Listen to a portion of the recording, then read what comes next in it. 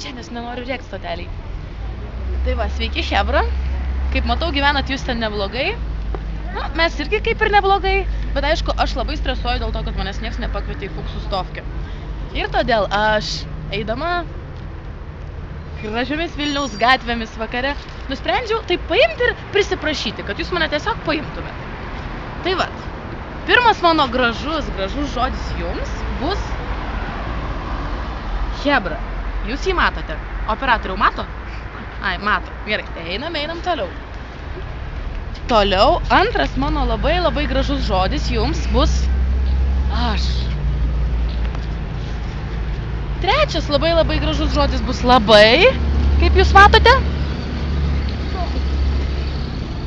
Mato. Tikrai mato.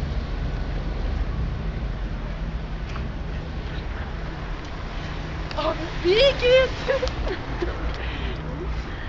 Ketvirtas žodis yra labai noriu. Į. Tadin, tadin, tadin, tadin, tadin, tadin, tadin. Oi, klaida, palaukit. Matosi.